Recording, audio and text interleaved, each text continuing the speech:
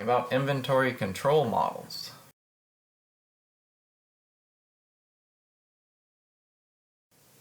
Inventory is an expensive and important asset.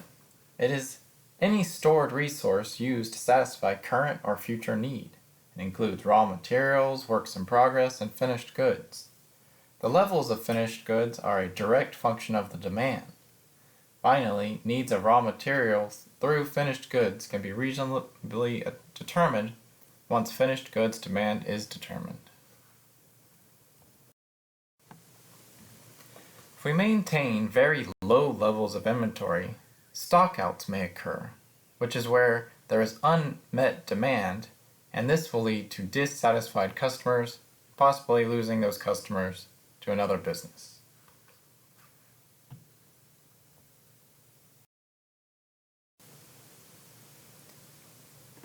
What we end up with is a feedback loop, where we start with what to stock, how to get it. We then forecast our demand and make sure and maintain those requisite inventory levels. Then we collect data that provides feedback on how well our forecast worked, so that we can revise that forecast and determine how much we should stock. Then the cycle repeats. Used in many ways. The decoupling function refers to how we can decouple or separate the process of manufacturing a product and then selling the product at retail.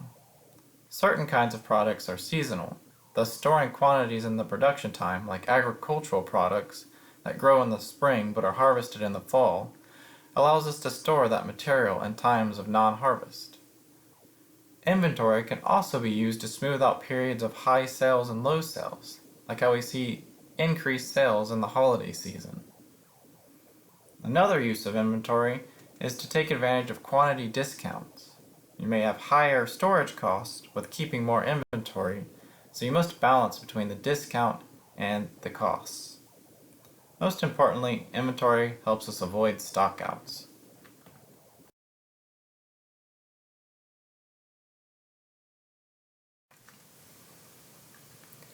When it comes to inventory, there are two fundamental decisions we are trying to solve for. Basically, we want to know how much to buy and when to buy it. To do this, we want to minimize our total inventory costs, ordering costs, and our carrying or holding cost. You can see here examples of each of those kinds of costs.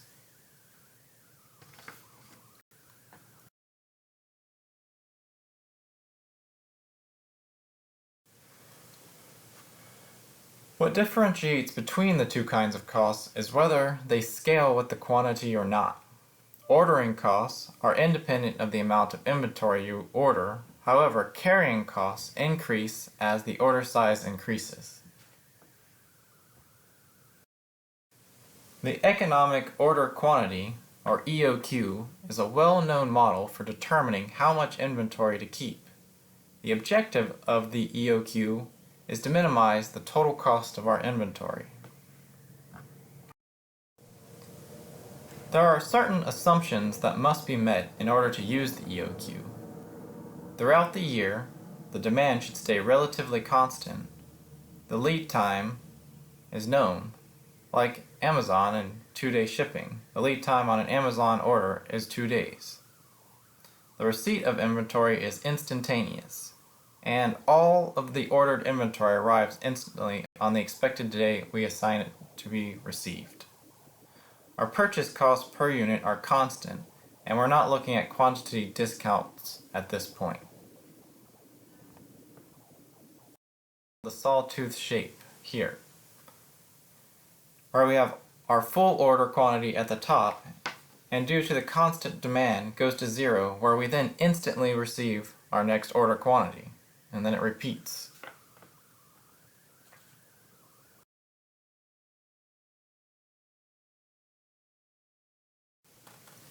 To solve for the EOQ, we find the intersection of our carrying costs and our ordering costs.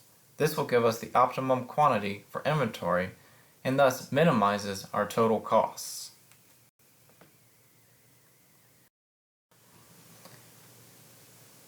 Now we will know how much to order, so the next question is, when do we order it?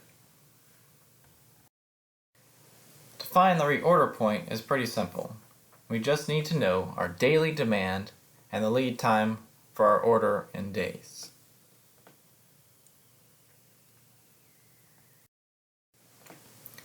Another version of the EOQ is called the production run model. This allows us to account for situations where we are still producing the product and adding it to inventory while also selling that inventory. We must produce more than we are selling in order for us to grow our inventory. Eventually, we will have the amount of inventory we need, and we can stop the production process until our inventory is depleted. In the production run model, we will need to replace our ordering cost with our setup costs. Since we are no longer ordering the product, we are producing it ourselves.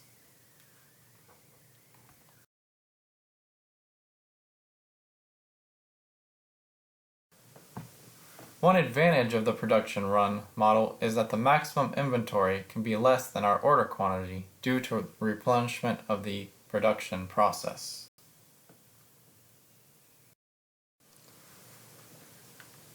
With quantity discount models, we have to adjust our equation. We can perform analysis then to determine if the discount is worth it with respect to the added carrying or holding costs that is required with having these larger orders.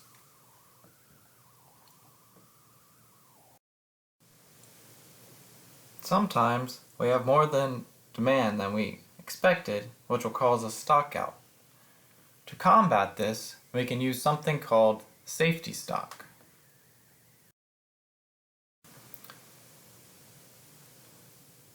Some important uses of safety stock are also when you are releasing a new product and you are unsure of demand, or if you have little historical data and thus your forecast may be inaccurate. And then, as your forecasts become more accurate, over time, you can reduce the amount of safety stock you have. Thus far, have assumed demand was independent. However, many times demand is dependent on other factors. This is when we will want to look into something called materials requirement planning.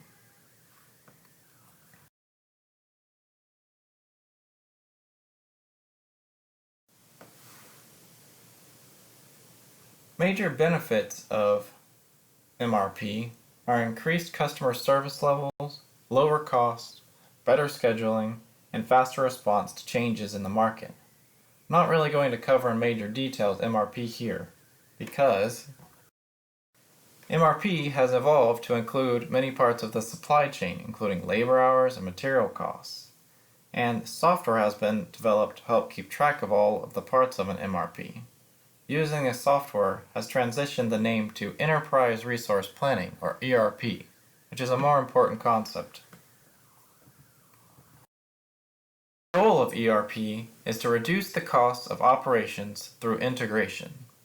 It can reduce transaction costs, increase the speed of information, and increase accuracy.